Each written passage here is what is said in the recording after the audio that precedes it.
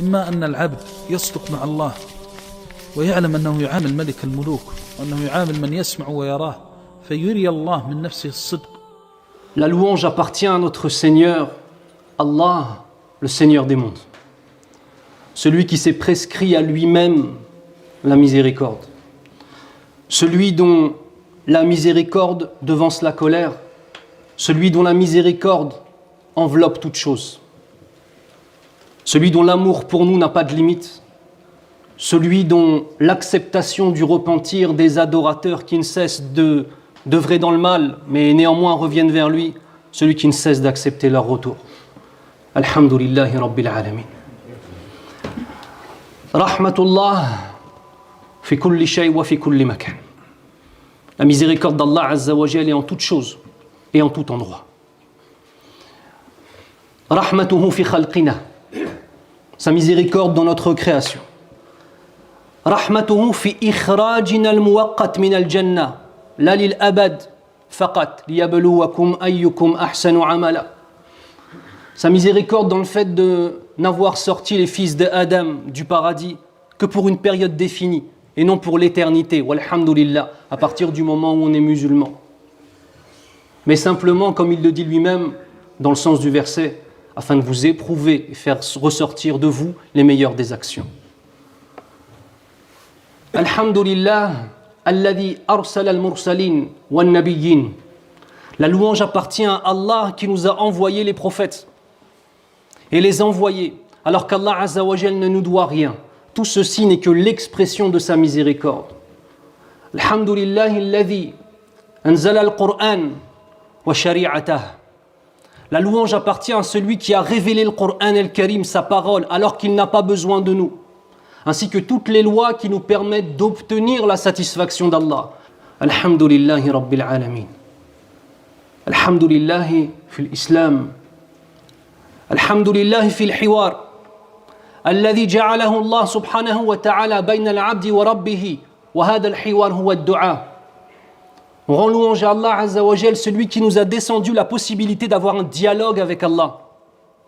Et le dialogue direct qu'on a avec Allah Azza wa Jal, c'est quand on lève les mains et qu'on dit Ya Rabb. On s'adresse à lui directement. Celui qui nous a donné la possibilité d'entendre sa parole, celui qui veut parler avec Allah, qui lève les mains et qui invoque Allah. Celui qui veut entendre Allah lui parler directement à son cœur, qu'il ouvre le mushaf et qu'il y lise le Coran el-Karim.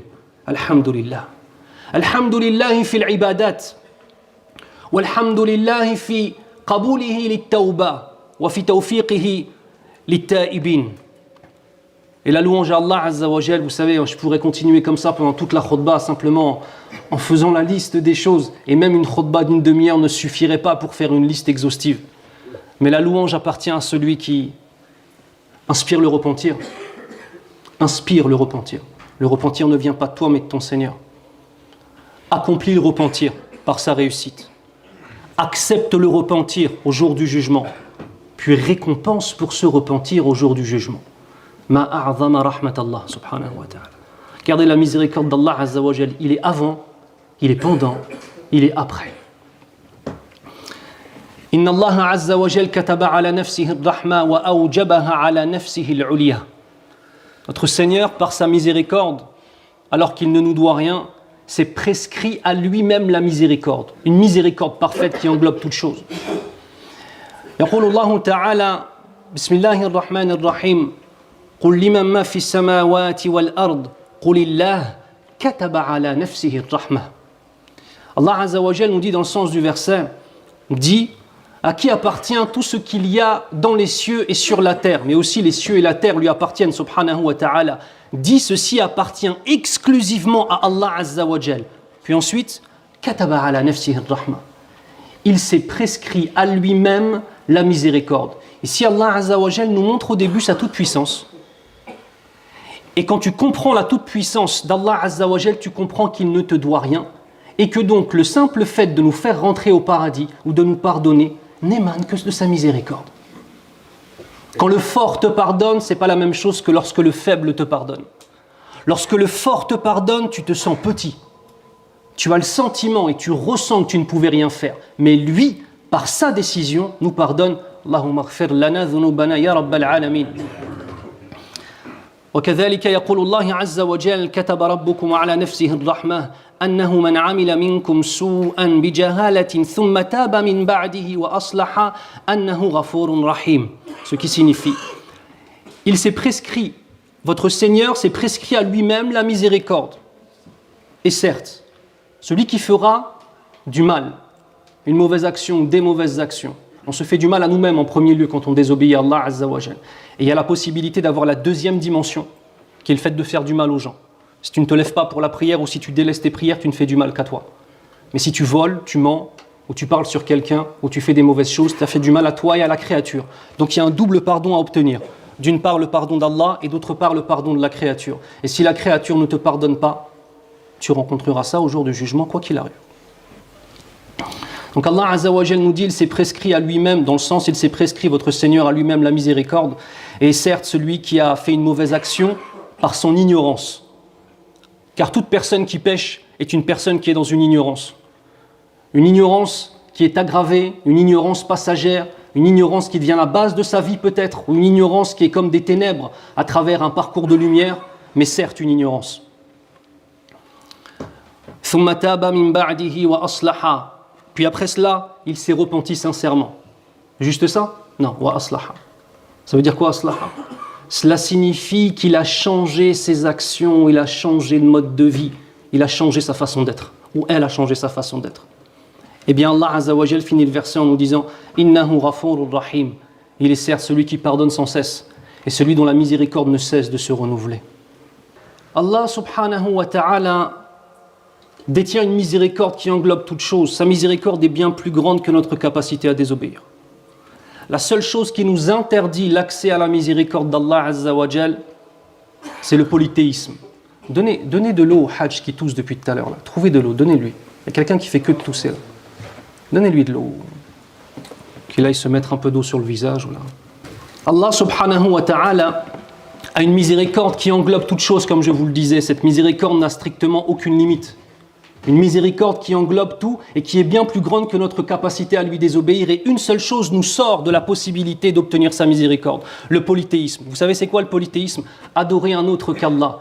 Il faut connaître notre dîn, connaître le tawhid d'Allah et connaître ce qui détruit ce tawhid. Et toute personne qui ne fait pas ce travail risque, oui effectivement, de faire des bonnes actions et d'accumuler des bonnes actions d'un côté, mais deuxièmement, d'accumuler les mauvaises actions et de détruire les bonnes actions. Celui qui ne connaît pas la aqida, le dogme, le tawhid d'Allah Azza wa Jal, ressemble à une personne qui a un sac de blé, le remplit sans arrêt, mais ce sac est troué.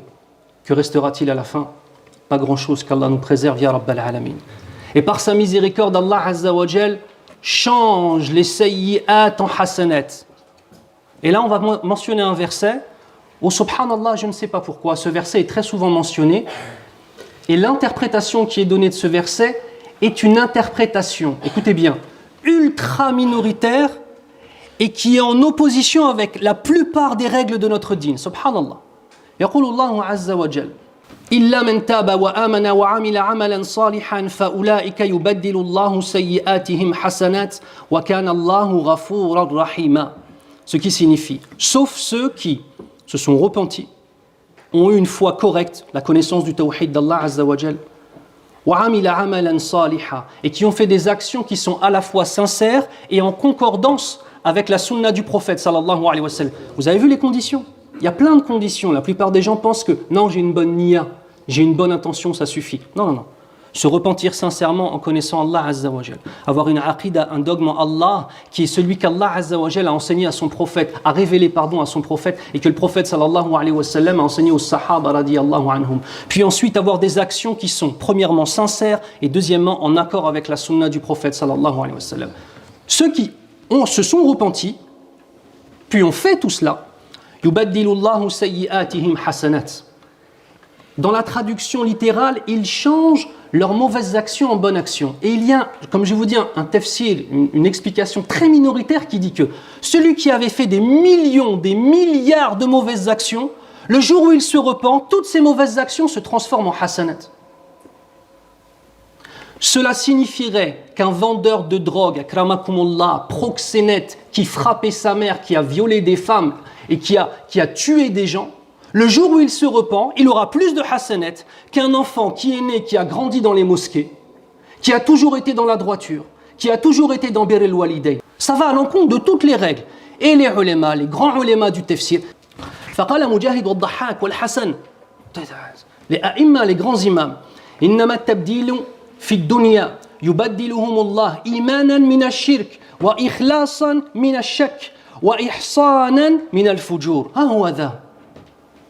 Donc Mujahid, Wad-Dahhak, Wal-Hassan, les grands imams du tafsir, vraiment parmi les premières générations, nous expliquent cela. Et ils nous disent, le tabdil, l'échange qu'il y a dans ce verset, c'est dans cette vie d'ici-bas, pas dans l'au-delà.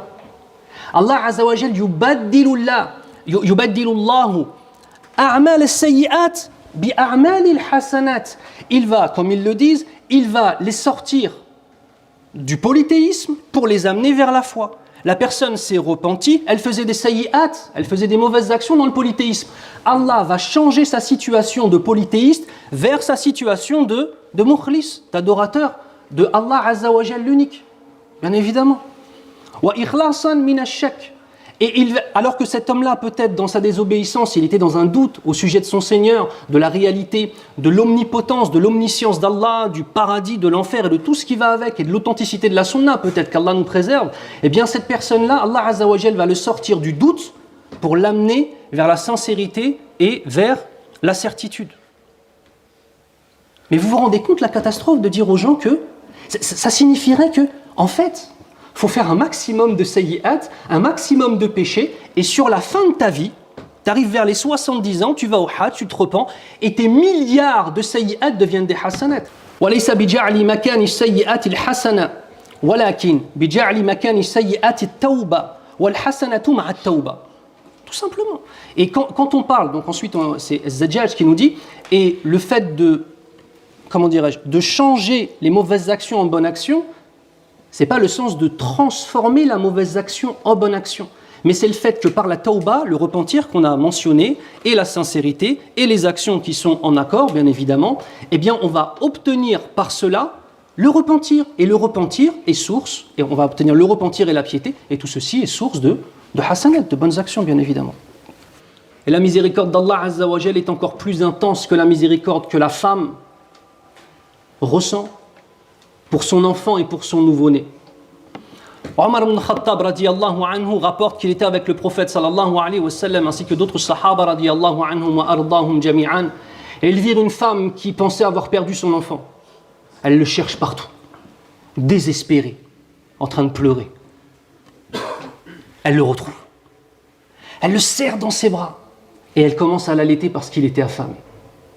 Et Omar ibn Khattab radiyallahu anhu nous dit: وأرضعته فقال لنا رسول الله صلى الله عليه وسلم أترون هذه المرأة طارحة ولدها في النار قلنا لا والله وهي تقدر على أن لا تطرحه فقال رسول الله صلى الله عليه وسلم لله أرحم بعباده من هذه بولدها الله أكبر. Cette femme prend le nouveau-né, le serre, l'allaite. Et le prophète sallallahu alayhi wa sallam interpelle les sahaba radiyallahu anhum et dit: est-ce que vous pensez que cette femme pourrait jeter son enfant dans le feu? Les sahaba disent: ya Rasulallah, non, elle ne pourrait pas faire ça. C'est impossible qu'elle le jette. On sait que la femme l'aime, on le sait de façon intellectuelle et idéologique. Mais là, quand on voit cela, la certitude augmente encore. Non, c'est impossible. L'Allahu arhamu li'ibadihi min hadhihi biwaladiha. Et Allah et Nabi sallallahu alayhi wa sallam de dire: la miséricorde qu'Allah Azza wa Jal ressent envers ses adorateurs est encore plus grande que la miséricorde que cette femme ressent pour son nouveau-né.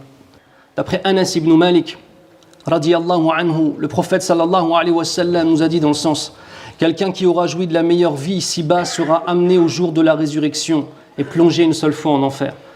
Quelqu'un qui était dans l'illicite du matin au soir, qui meurt et qui fait partie des gens de l'enfer. Il a plein de souvenirs de son existence selon les définitions dans la vie d'ici-bas, de cette dunya que nous avons. Argent, femme, gloire, je ne sais pas quoi, pouvoir, etc. Dans cette vie d'ici-bas, les gens, quand ils le regardent, les gens qui ne sont pas musulmans, ils disent: lui, il a réussi dans tout. Cet homme-là est pris et est plongé une seule fois dans l'enfer. Une seule fois, quelques secondes, peut-être même quelques dixièmes de seconde. Puis on lui dira: ô fils d'Adam, As-tu jamais eu un bien? As-tu jamais profité de quoi que ce soit? Il dira, Wallahi ya Rabbi, je jure par toi mon Seigneur que je n'ai jamais goûté un seul bien. Vous savez ce que ça signifie? Une seule seconde en enfer lui fait oublier peut-être les 80 années de ce que les gens qui ne sont pas musulmans estiment comme étant le bonheur. On est en train de parler de la personne qui a eu le plus de bienfaits de cette dunya, entre parenthèses, même si le véritable bienfait, c'est quoi? C'est l'iman. Et regardez l'inverse. Et on fera venir quelqu'un qui aura subi le plus grand malheur sur terre, et on plongera une seule fois dans le paradis, et on lui dira, « Oh fils d'Adam, as-tu jamais connu quelque chose de mal ?» Et il dira, « Ya Rab, je n'ai absolument jamais connu quoi que ce soit de mal. » Une seule seconde dans le paradis lui a fait oublier des dizaines et des dizaines d'années dans la pauvreté, dans la maladie, dans la déception, dans les trahisons. Une seule seconde. Imaginez-vous, il restait 10 minutes. Il restait 100 ans. Belle, il restait pour l'éternité. Allahumma arzuqna al-jannah ya rabbal alamin. بارك الله لي ولكم في القرآن الكريم ونفعني الله وإياكم بما فيه من الآية والذكر الحكيم أقول قولي هذا واستغفر الله لي ولكم وهو الغفور الرحيم أعوذ بالله من الشيطان الرجيم بسم الله الرحمن الرحيم والصلاة والسلام على أشرف الأنبياء والمرسلين نبينا وحبيبنا محمد صلى الله عليه وسلم وعلى آله وأصحابه أجمعين أما بعد. Allah subhanahu wa ta'ala, par sa miséricorde, a rempli les cieux des anges. Partout. Ces anges ont un rôle. Chaque ange est assigné à une tâche. D'autres anges, depuis leur création, sont en prosternation. Depuis des millions d'années, sont juste prosternés. Et ils invoquent et ils évoquent Allah. D'autres sont en recours depuis des millions d'années. D'autres ne cessent de chercher un endroit où on mentionne les paroles d'Allah Azza wa Jal. Vous savez que logiquement, en principe, nous sommes tous entourés d'anges ici. Vous savez, c'est important d'essayer de se rappeler parfois ces choses-là, ces réalités des anges.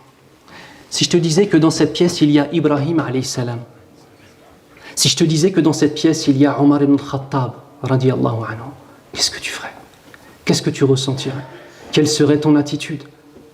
Quelles seraient tes pensées? Quelle serait ta concentration?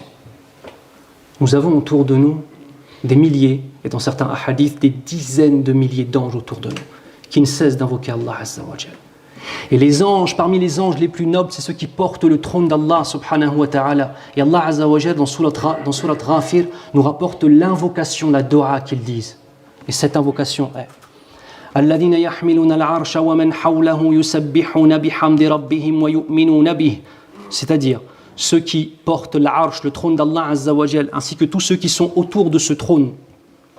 Ils font l'évocation de la perfection d'Allah Azza wa Jal et font l'évocation de sa louange, de son Seigneur, et ils croient en Allah subhanahu wa ta'ala. وَيَسْتَغْفِرُونَ لِلَّذِينَ آمَنُوا. Et ils demandent sans cesse pardon pour ceux qui ont cru. Pour nous, Inch'Allah. Allahumma ja'alna minhum ya rabbal alamin. Ils demandent sans cesse pour ceux qui ont cru. Rabbana wasi'ta kulla shay'in rahmatan wa ilma. Ô notre Seigneur, tu as englobé toutes choses par ta miséricorde et par ta science. Faghfir lilladhina tabu wattaba'u sabilak. Alors pardonne à ceux qui se sont repentis. Oui, il y a toujours des conditions qui se sont repentis et ont suivi ton chemin. Oui, l'islam c'est une religion d'hommes. L'islam dinur rijal. L'islam c'est une religion d'hommes. Quand tu donnes ta parole à une créature sur cette vie d'ici-bas et que tu ne respectes pas ta parole, qu'est-ce que les gens vont penser de toi? Et qu'est-ce que toi tu es censé penser de toi-même? Comme un mithal arabi nous dit, Kalamur rajuli daynun alayhi. La parole d'un homme, c'est une dette qu'il contracte.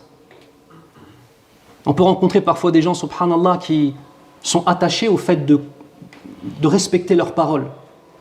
Est-ce qu'on a respecté notre engagement avec Allah et notre parole avec Allah? Le contrat qu'on a passé avec lui. Parce qu'on se dit tous musulmans. Et on espère tous le paradis. Et on se revendique tous du prophète Mohammed sallallahu alayhi wa sallam wa ala alihi wa ashabihi ajma'in. On en est où de cet accord qu'on a passé? Wattaba'u sabilak, et qui ont suivi ton chemin. Waqihim adhab al-jahim, et protège-les du châtiment de l'enfer. C'est les anges qui disent ça. ربنا وأدخلهم جنات عدن التي وعدتهم ومن صلح من آبائهم وأزواجهم وذرياتهم ربنا وأدخلهم جنتك. Et ô mon Seigneur, ô notre Seigneur, fais-les rentrer dans tes jardins du paradis, celles que tu as promis, et celles que tu as promis aux fils de Adam qui auront les actions, les bonnes actions, ainsi qu'à leurs pères, à leurs enfants, et à leurs épouses et leurs époux. Innaka antal azizul hakim. Tu es certes le tout-puissant, celui dont la sagesse est parfaite. Waqihimus sayyi'at. Wa man taqi sayyi'at yawma idhin faqad rahimta. Et éloigne-les, préserve-les des mauvaises actions. Et ceux que tu as éloignés et préservés des mauvaises actions, au jour du jugement, c'est eux réellement à qui tu as fait miséricorde. Wa dhalika huwa al-fawzul azim. Et c'est ça la grande victoire. Et al-fawzul azim, c'est le paradis. Allahumma ja'alna minhum. Amin. Et quant à ceux et celles qui mourront sur l'unicité absolue d'Allah Azza wa Jal, ceux-là sont ceux qui pourront obtenir la miséricorde d'Allah Azza wa Jal. Allah Azza wa Jal, le jour où il a créé les cieux et la terre, a divisé sa miséricorde en 100 parts. Il en a descendu une seule sur cette terre. Et c'est les effets de cette part, il en reste 99. C'est les effets de cette part qui font que la mère aime son enfant. C'est les effets de cette part qui fait que la miséricorde peut exister entre nous. C'est les effets de cette part qui fait que même un animal sauvage ne va pas abandonner ses petits et leur ramener de la nourriture. Il en reste 99. Elle est réservée aux adorateurs d'Allah Azza wa Jal. Allahumma ja'alna minhum.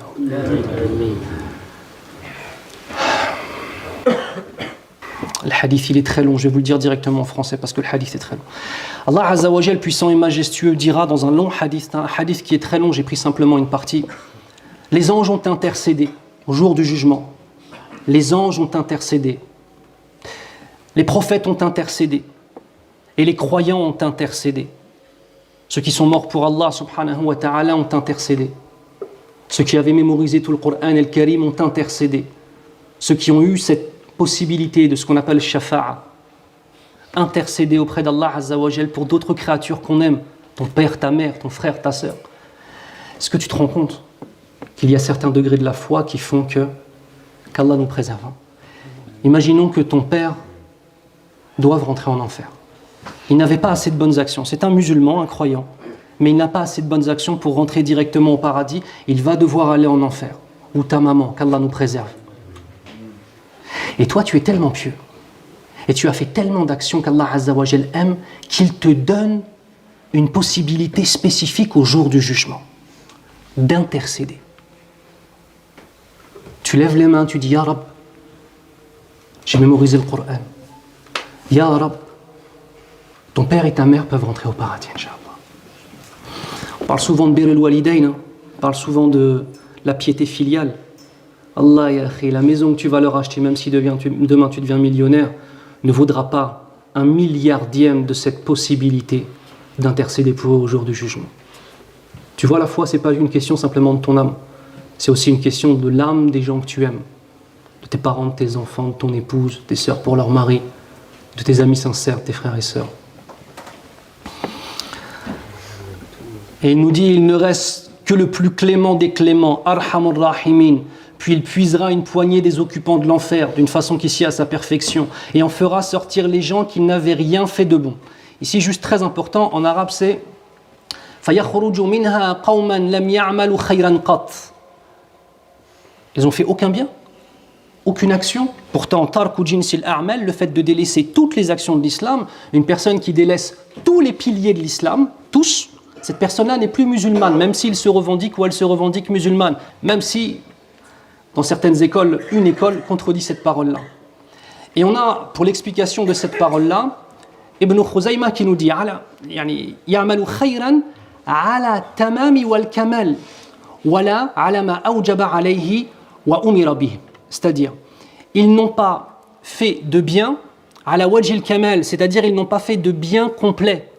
D'accord? C'est pas qu'ils ne se sont jamais prosternés, ils ont toute leur vie délaissé la prière, toute leur vie délaissé la zakat al-mal, toute leur vie délaissé le siyam, toute leur vie délaissé le hajj sans vouloir le faire. C'est pas ça en fait, c'est pas ça qui est voulu dans ce hadith-là. Ce sont des gens qui sont venus et qui ont fait des actions, mais ces actions avaient un manquement dans la sincérité ou dans la conformité avec la sunna du prophète sallallahu alayhi wa sallam. Donc leurs actions n'étaient pas complètes, vous comprenez? Leurs actions n'étaient pas complètes. Eh bien Allah Azza wa Jal, parmi ceux-là, Allah Azza wa Jal en prendra une poignée d'une façon qui s'y a à sa perfection. Il les sortira de l'enfer. Et ils sont carbonisés. Ils ne méritent pas de rentrer au paradis directement, ils doivent faire un long stage en enfer. Mais Allah Azza wa Jal, par sa miséricorde, c'est la dernière des miséricordes au jour du jugement. Il va sortir une partie des adorateurs qui avaient toutes ces actions qui étaient manquantes, qui n'étaient très loin de la perfection. Ils s'étaient carbonisés. Il les jettera dans une rivière du paradis, appelée rivière de la vie. Et ils en sortiront telle une graine emportée par un torrent. Ils seront, dit-il, comme une pierre précieuse, munis de colliers autour du cou et reconnaissables par les occupants du paradis. Et ils auront un surnom. Les affranchis d'Allah Azza wa Jal. Ceux qui ont été affranchis par Allah Azza wa Jal. Admis au paradis sans avoir rien fait de bon de façon complète. Puis il leur dira, entrez au paradis et tout ce que vous y verrez vous appartient. Ils diront, notre maître, Ya Rab, tu nous as donné ce que tu n'as donné à personne d'autre. Et il leur dira, il vous reste chez moi encore quelque chose de meilleur. Et ils diront, qu'est-ce qui peut être meilleur que ceci? Et Allah Azza wa Jal leur dira, dans le sens du hadith, mon agrément, après lequel je ne serai plus jamais insatisfait de vous. Et après lequel il n'y aura plus jamais la colère d'Allah Azza wa Jal. إن الله وملائكته يصلون على النبي يا أيها الذين آمنوا صلوا عليه وسلموا تسليما وقال النبي صلى الله عليه وسلم من صلى علي الصلاة صلى الله عليه بها عشرة اللهم صل على محمد وعلى آل محمد كما صليت على إبراهيم وعلى آل إبراهيم وبارك على محمد وعلى آل محمد كما باركت على إبراهيم وعلى آل إبراهيم في العالمين إنك حميد مجيد